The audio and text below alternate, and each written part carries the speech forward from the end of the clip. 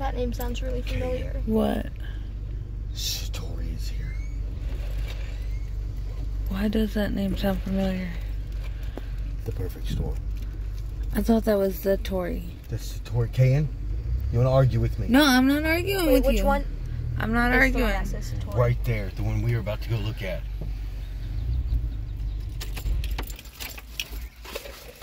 Oh my God, is that the real fuck? Hey guys, Kayan here with History Rats, and today we are checking out a legend. This past Father's Day, we were out snooping around, and we happened to find the Satori.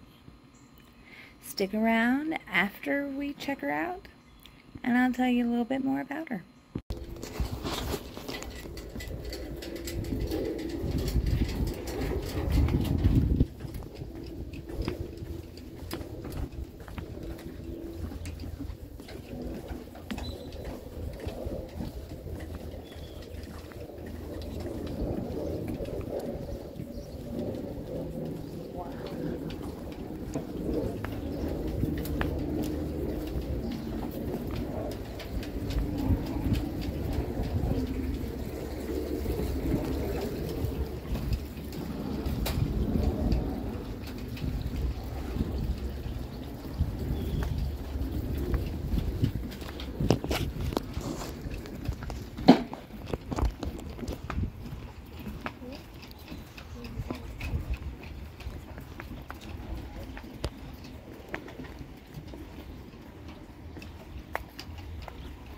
No.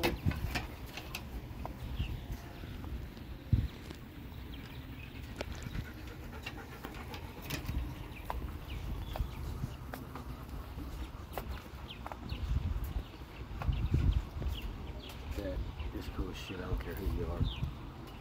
That's Westsail? Yeah. Kayan, that's Satori.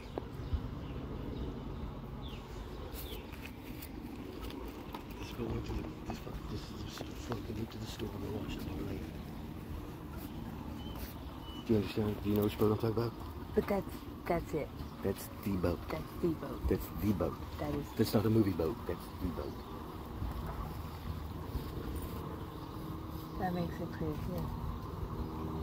The rack, the ladder. You see the ladder? Yeah, that's not a movie boat. That's the boat. It's like the boat. What's the story? This boat went through a major fucking storm in the North Atlantic, and the 3 people had to be rescued off of it. And it washed ashore 2 weeks later in New Jersey. Fine, they pulled it offshore and she started floating again. There was another boat that went through the same storm. Everybody died on it. Andrea Dory. She's going missing. She went missing. Nobody heard from her again until James goes out of her. But this boat went through a lot. James O'Connor.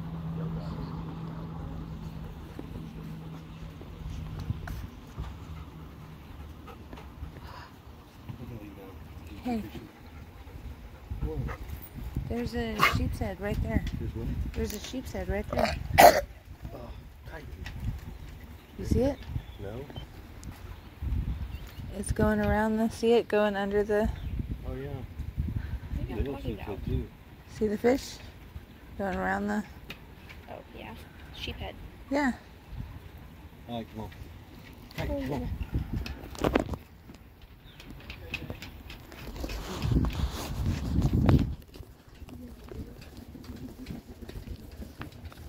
Dude, the water is a different color.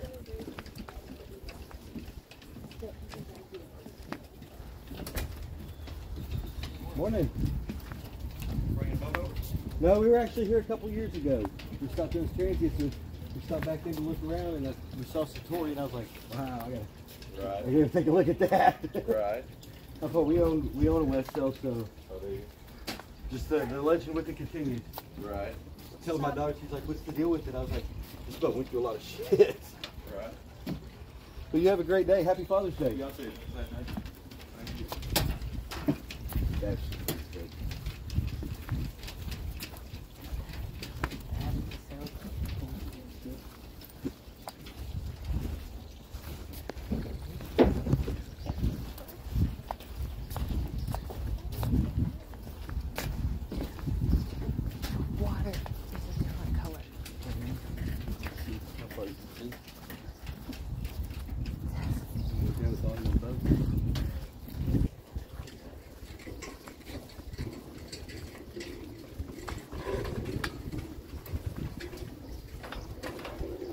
No, pardon. No. Oh my goodness.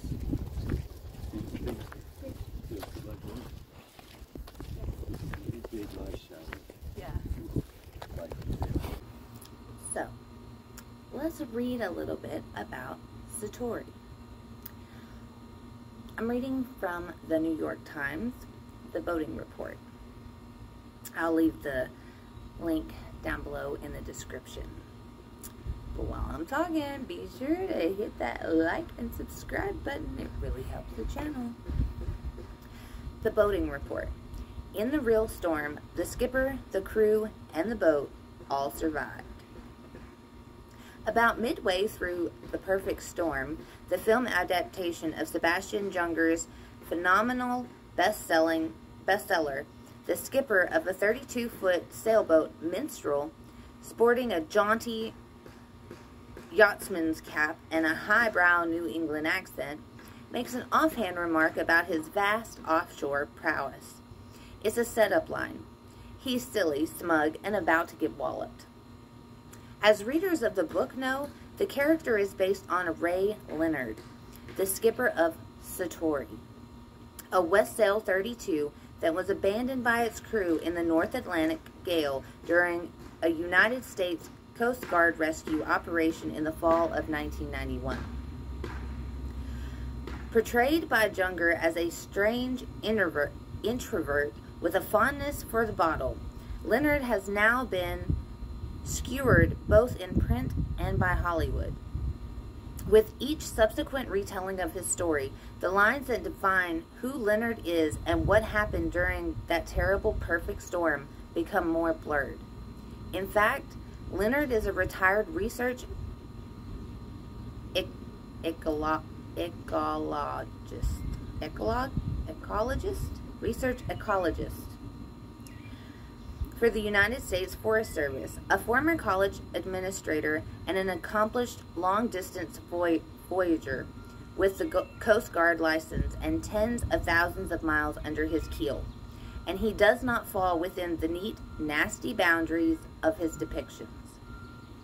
I haven't seen the movie, and I probably won't until I can borrow a copy of the video, Leonard said last week from the small home he is building for himself in western Vermont.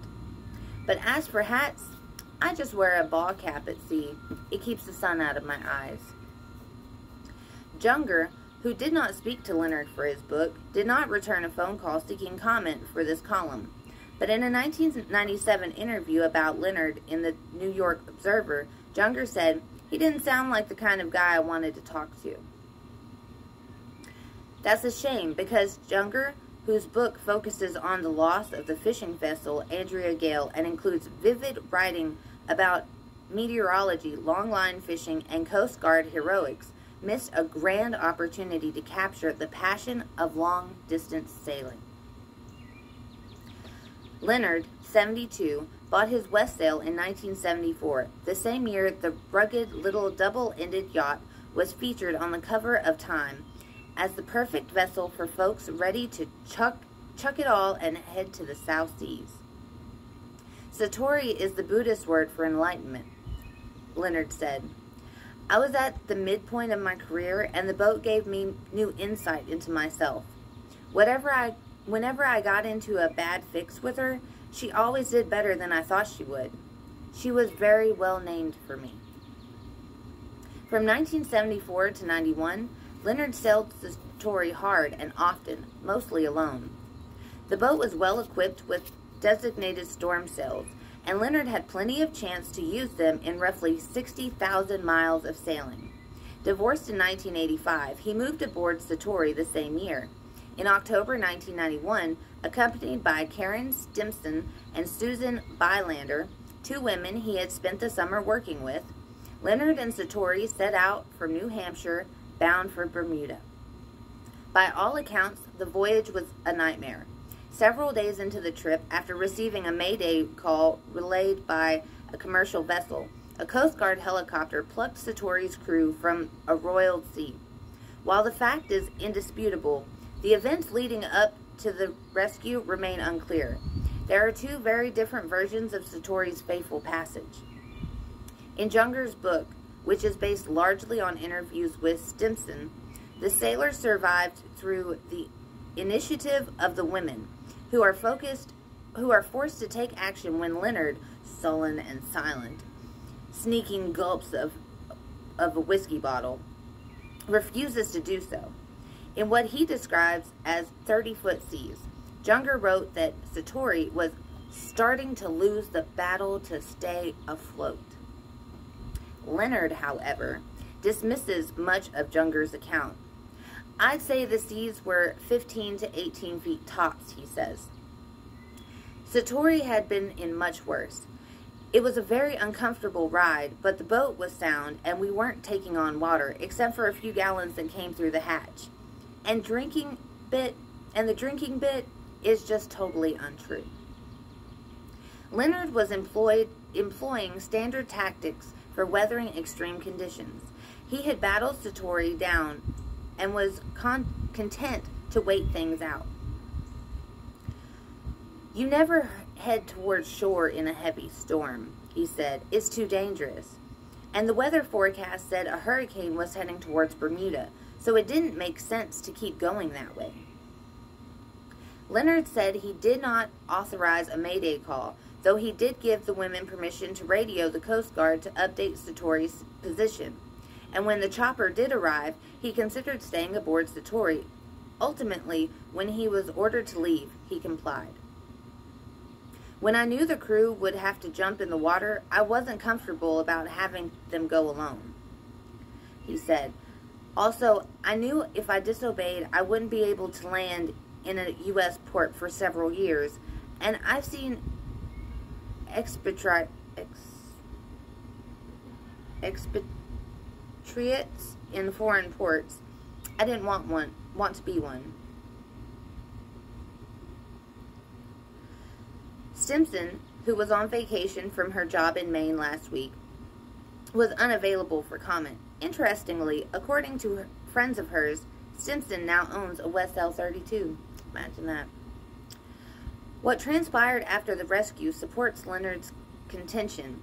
Then Satori was still seaworthy when her crew leapt off her transom. Several days later, the boat washed up on a Maryland beach. A bag of personal items that Leonard had mistakenly dropped when he left Satori was still on the aft deck. A park ranger found my phone number in it, Leonard said. He called me up and said, "Come get your boat." It was fine. I went down and had her hauled off. Cleaned her up, then sailed her to Florida. Leonard continued to sail Satori up until this spring when he sold the boat to a Texas couple. As for the fallout from Junger's book, which Leonard has read, he said, people who don't know me, who've read it, have preconceived notions. I've only had one boat delivery job, and I used to get plenty. I'm not bitter, but I don't think the book or movie explained what sailing's all about. Blue water sailors are sharp, self-reliant, and proud. And while Leonard no longer owns Satori, he is still drawn to the sea. Earlier this year, fulfilling a lifelong dream, he went to Alaska in search of the same work that took the lives of the crew of the Andrea Gale. Once there, he signed on board a salmon trawler. Of all things, the sailor became a fisherman. Again, that was from the New York Times, and I will be posting that link down in the description. Now, let's